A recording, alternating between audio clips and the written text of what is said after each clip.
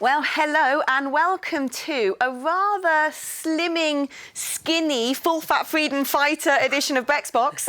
My nails are bitten down to the core. Maybe yours are too back at home. And why? Because we are now in general election mode, which explains why we're a bit thin on the ground here, because we are all on the ground back at home in the UK.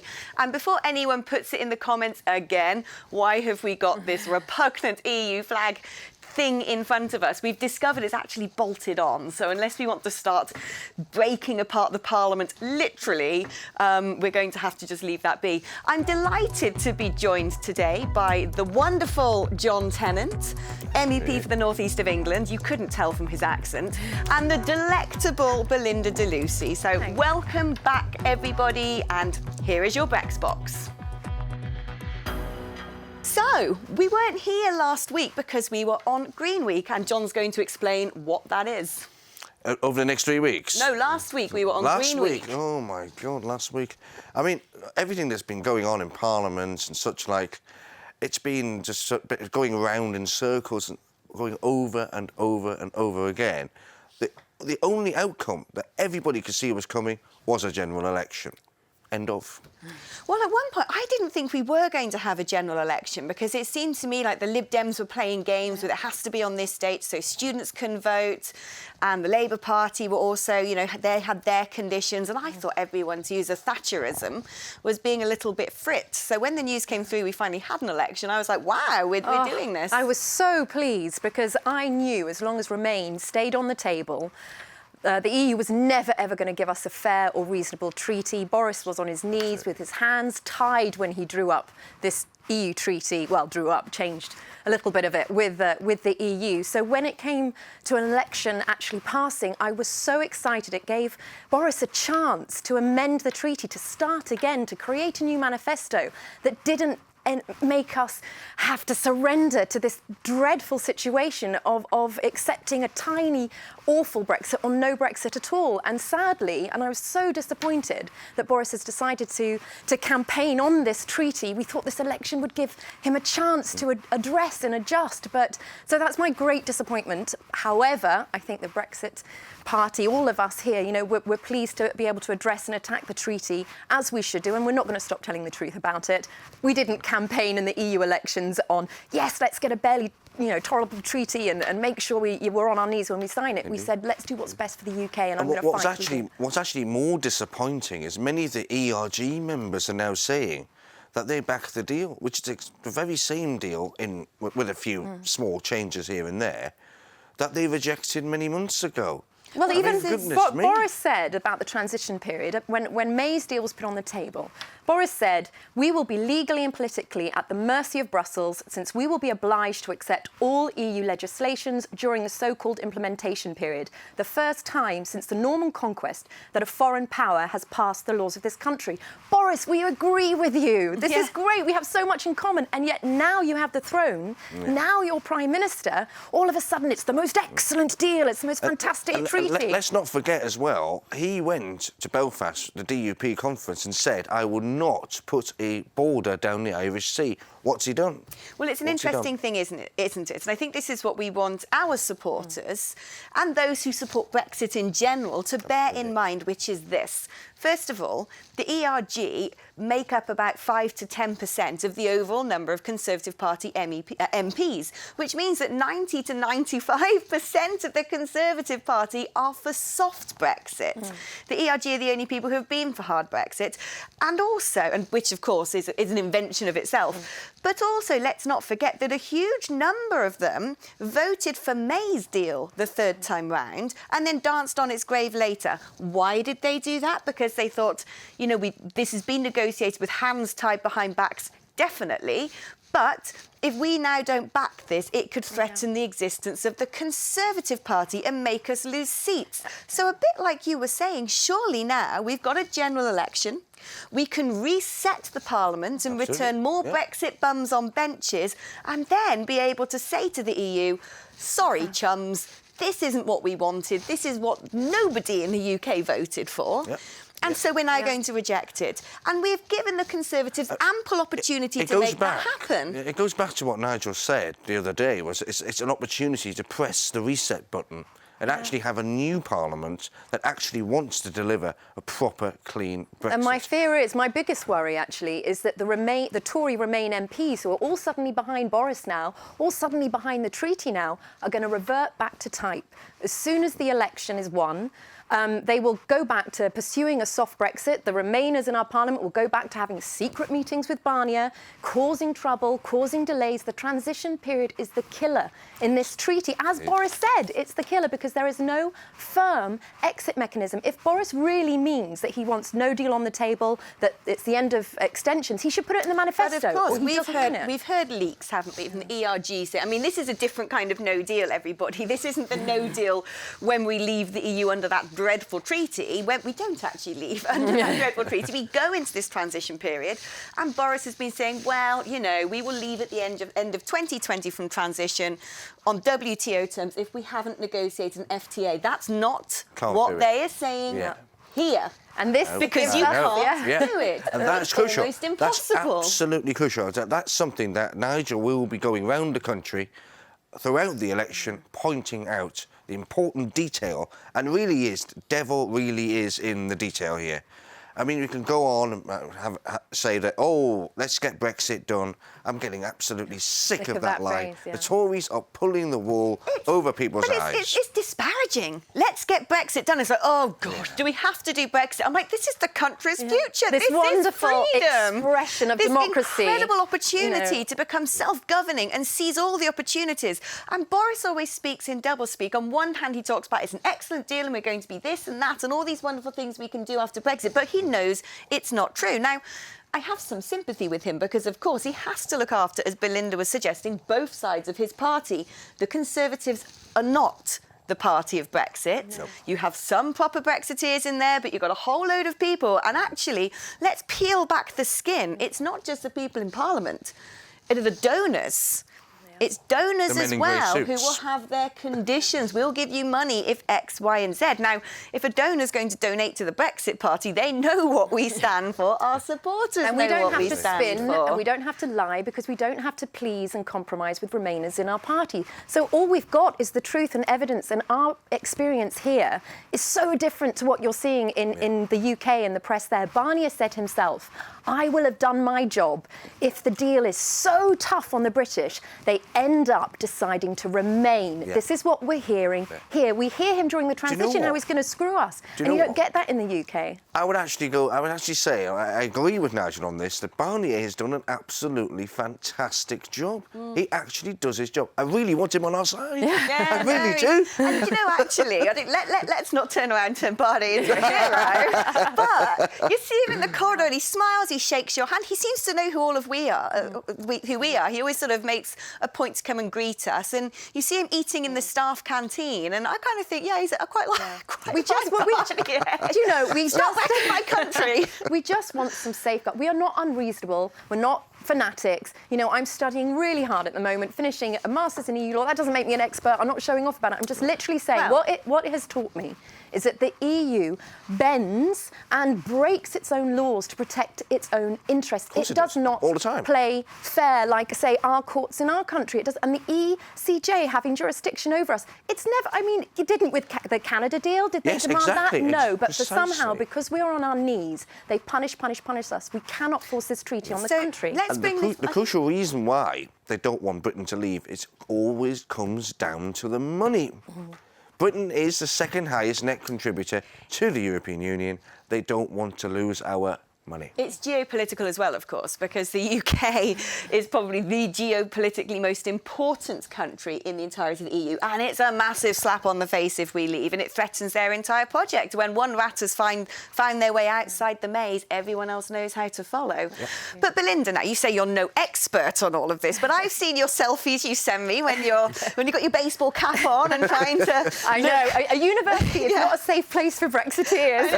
So Ms. Lucy, not when they're all young and into, you know, utopia, and the EU saved us, and the EU is a peace project. Ms. You know. DeLucy, clearly not a day over 18. No, right. Is Very very mature student. Hard at her studies doing EU law.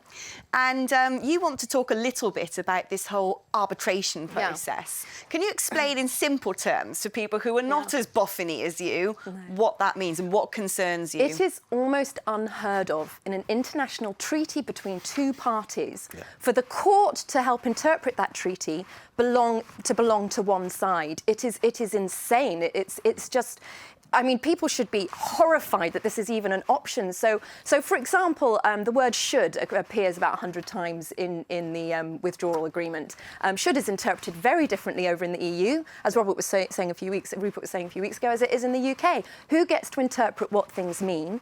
The EU courts do. This is why they love the deal, because they know they have the upper hand. They get to make laws over our country during the transition that can bind our hands even further while we're doing a free trade agreement. It is not right. But the most disappointing thing about that is the Conservative Party have been saying, and including many ERG members, including Jacob Rees-Mogg, has said, this is a fantastic deal. I mean, that's what I mind. It's a dishonesty. At least be honest about it. It's very dishonest, and it's very disappointing to hear that. Do you sometimes think, when we know, and this isn't hyperbole, and this isn't invention, and frankly, if this deal does go through, a year down the line, the general public are not going to forgive the Conservatives for what they have done. But what do you think are the biggest risks from that transition period? And I wish it wouldn't be called a transition period, because doesn't that sound nice? Like, oh, it's an option to help go the from one thing businesses, to the help us next, adjust. and we just gently drift into our new future. No, it's membership. It's still paying in the same thing. But what's even more dangerous is it's membership on steroids, because we don't have a place at the table, no MEPs, nothing. No veto. And without a doubt, the EU, given that completely free rein to do what they want to the naughty member state who's trying to leave, the naughty member state who has financial services, the naughty member state who has its own currency, the naughty member state who's always been the one to be a bit of a pain in the neck for the EU and hasn't always buckled and said, yes, sir, please, sir, let's do what you want. Yes, absolutely. I mean, you make a very, very, very salient point. And that, again, throughout this election, will have to be made absolutely clear. Like I said before, the devil really is in the detail. Well, I hope all levers can come together and unite behind the fact that we need as many Brexit Party, MPs to take control of the treaty once it is passed in the House of Commons. Because I'm sorry, once the Tory party has got in again, as I said before, I don't trust them as a party to push this all the way to Brexit. And then you have the Labours and the Lib Dems; they're all going to be against it too. But at least we can hold their feet to the fire if we've got a place. I'd actually go a bit further than that, because actually, if the Tories do manage to get a majority in the election, they'll get the deal through, annoyingly, and then we get to the transition period, and everybody, I mean, some Tory, Brexiteers are saying, oh, we can still have a WTO Brexit after that. No. They will wash it down as absolutely as softly as and they hasn't possibly Steve Baker? can. He's just said. And they'll get away with it. Yeah, Steve Baker has just said to his Tory MPs that they have to stand down if they're making a pact with the Brexit Party, if they support no deal. And I do worry, but if Boris drops the no deal from his manifesto, if there's no clause prohibiting extensions in the transition period, it's very, very dangerous, and it can't be Brexit. It will end up being remaining or as soft a Brexit as you can imagine. Now, a point that I want us to make. We know it's election time because all of a sudden the conspiracy theories, the scandals, the lies, the inventions are all in the newspapers again. And over the last few weeks, all we've heard is, oh, the Brexit Party is split. Half of them want to support the deal and think it's Brexit, half of them don't. Now, how many people have you come across that thinks the Brexit Party is split, John? The Brexit Party is probably the most united I've ever come across. I can't believe it. I mean, we've got hundreds of people wanting to stand, thousands of people wanting to knock on doors, deliver leaflets and get a proper, clean Brexit.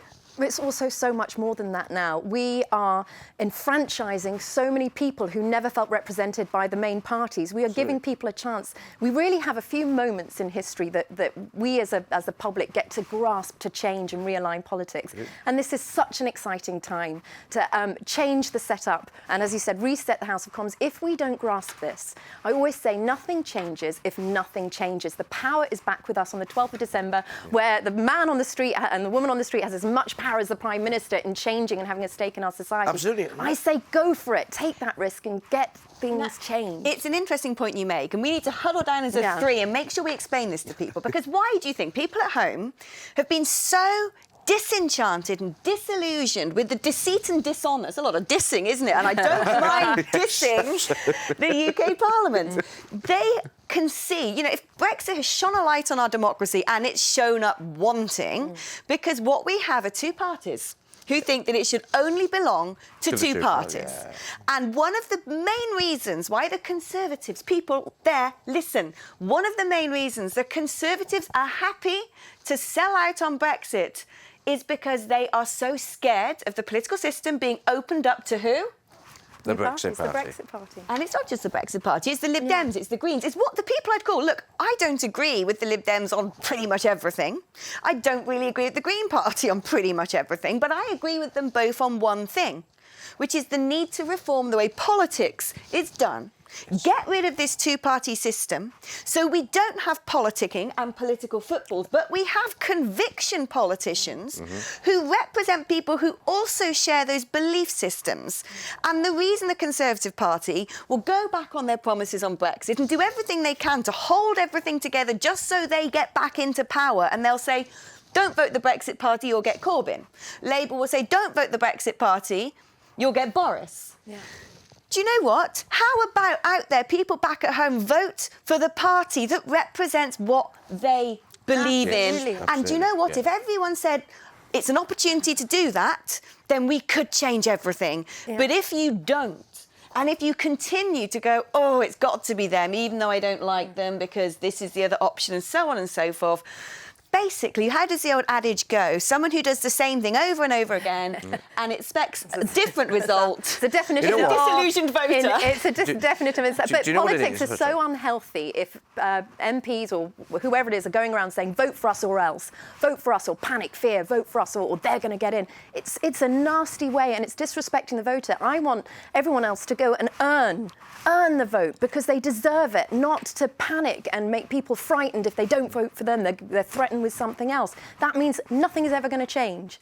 So I'm excited about it. I mean, actually, what we're seeing now is that the Conservative Party are choosing party over country. They always do. The Brexit Party, particularly Nigel Farage, is actually saying we choose country over party. And we'll say we'll do a deal. Really? Labour are a joke party now. I genuinely look forward to seeing Labour canvassers, Conservative canvassers in the depths of winter, knocking on doors when Coronation Street's playing, and people are telling them to go sling your hoop. Yeah. Well, now, this is an interesting point, isn't it? Because this is the first time in decades that we've had a winter election, because basically it's very difficult. Really, look at that, good knowledge.